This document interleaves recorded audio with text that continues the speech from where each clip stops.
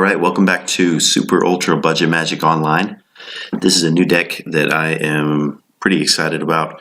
I haven't been able to get online and record any videos for a few weeks, but I've been mulling this deck in my head and trying to figure out ways that it would work, and I think it's going to be a lot of fun. I've toyed around a little bit with Extraplanar Lens in the past. Really like the card. Basically, it ends up doubling up your lands, even though you spend a land to get it. So on turn 3, you hit it, and then on turn 4, you can tap for 6. And then after that, it can get pretty nutty. This deck has the advantage of having all the mages. The trophy mage, you can go and get the Extraplanar Lens itself.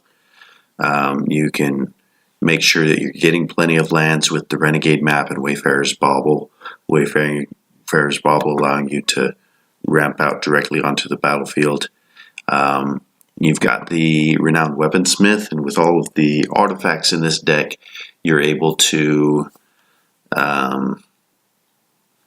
really ramp even faster.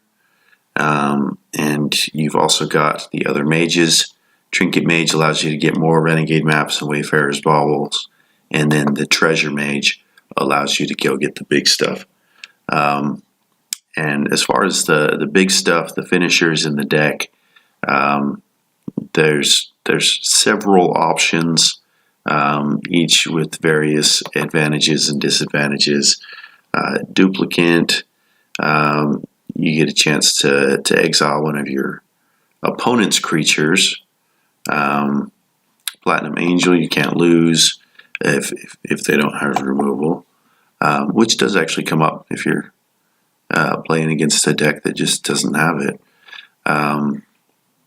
My favorite options for this are memnarch. This costs 7.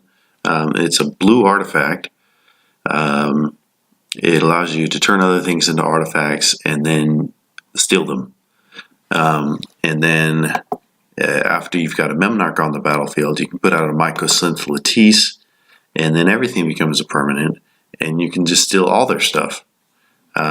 These effects do not even require you to tap your memnarch, and so you can start just stealing everything wholesale once you get to that point, which I think should be a lot of fun. I think it's one of my goals for this deck is to be able to put out a memnarch and just steal everything from my opponent and potentially kill them with their own stuff. Another finisher that I'm kind of excited about, you probably forgot all about the Colossus of Akros. This one comes down as a 10/10 defender, but it's indestructible. You can make it monstrous, turn it into a 20/20, and at that point it can trample and attack. So that should be a good finisher, certainly weak to exiling things like Path to Exile, which you're going to run into plenty with Modern. Couple of things that I did not include in this deck. The Renowned Weaponsmith, I tinkered around with this back when it was legal in Standard. Really cool in terms of the card draw that you can do with it.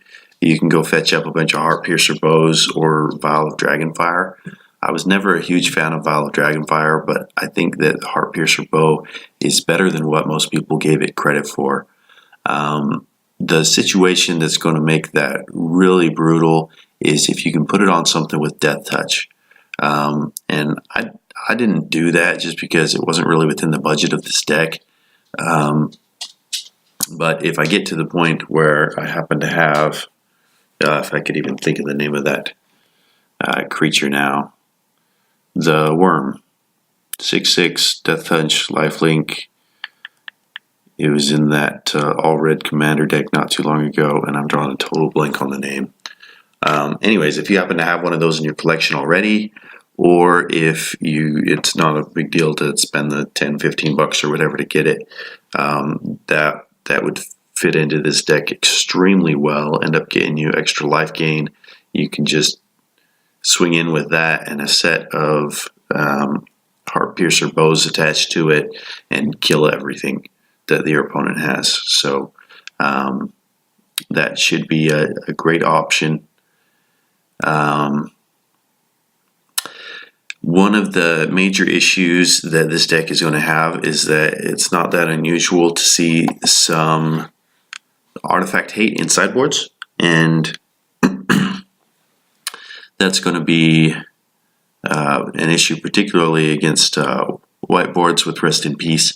And I think this deck might just fall to pieces when you get against that. And so I've got some sideboard options to try and deal with that.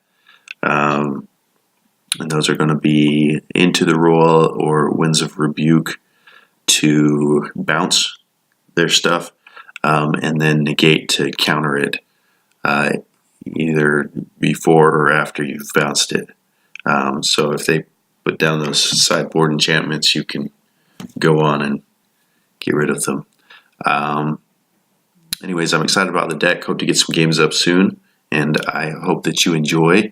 I'm excited about Into the Roil for the sideboard because you can kick it and draw a card.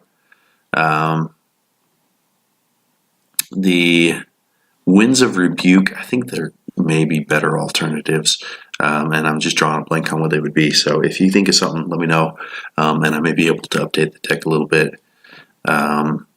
This deck in its current arrangement should be less than $6 to play online, so it's worth checking out. Thanks for watching.